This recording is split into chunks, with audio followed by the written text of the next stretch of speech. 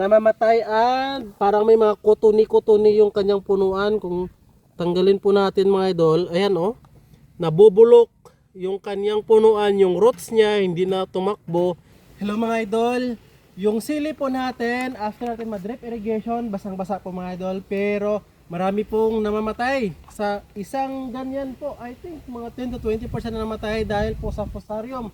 Like ito po mga idol oh, even basa po siya dito mga idol, namamatay at parang may mga kutuni-kutuni yung kanyang punuan. Kung tanggalin po natin mga idol, ayan oh, nabubulok yung kanyang punuan, yung roots niya hindi na tumakbo at nabubulok yung kanyang punuan. So ito is fusarium po mga idol. Kung tingnan nyo po oh, namatay na yung puno niya, nalanta yung puno niya mga idol.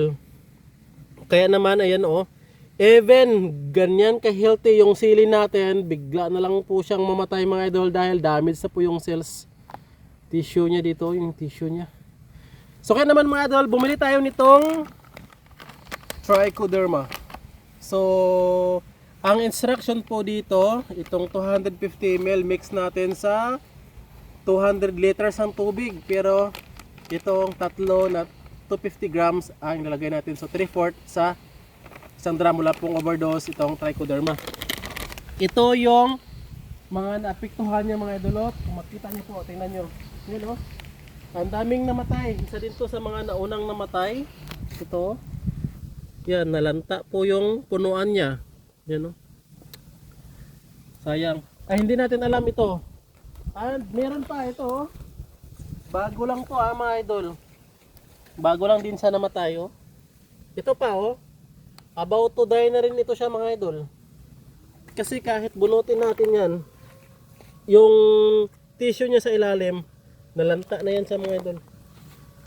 Yan, kaya mag-drenching po tayo nitong Trichoderma. Ang advice po sa akin ng ating kasamang expert na pumunta dito, either mag-drenching po tayo ng fungicide or mag-drenching tayo ng chlorine. Pero mamatay kasi yung mga good microbes. Pero nakita po natin na yung Trichoderma po is maganda po siyang pang-prevent ng fungus, mga insekto at saka pest. Pwede niyang ma-prevent, pero yung mga may tama na talaga, mamatay din yun siya in the following days. Pero yung mga healthy, prevent lang natin. And we will see kung gagaling po siya mga idol. Pagkantayin natin.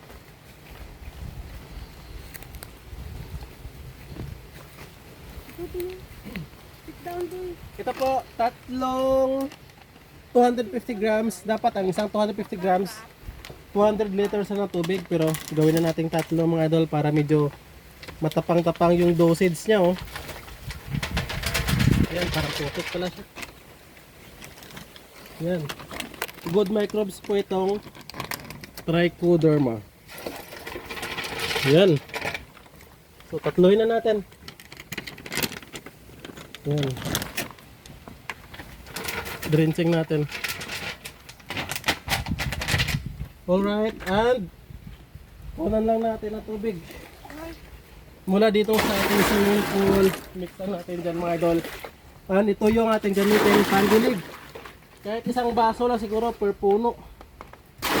Concentrated naman po ito siya mga idol. Dito na mga idol, ang na-mix natin na Trichoderma mga idol. And ito yung didilig natin. Imagine mo ito oh. About to die na rin siguro to. Oh, kasi nalanta na yung isang dahon niya oh. So diligan natin. Hopefully ma-overpower ng Trichoderma. Ito lahat mga idol oh, namatay lahat. Ito may isa pa lang tira. Kunti. Halos namatay na isang linya, buong linya. Ito pa oh. Sabi, parang mamatay naman din ito oh.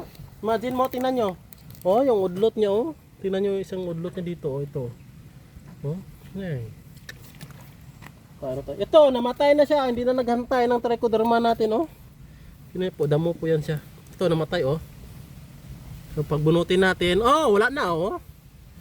Nalanta na yung kanyang punuan, wala nang balat. Pero hindi dapat natin siya binubunot. Pero at least para makita nyo po mga idol. Yan, diligan natin sa isa.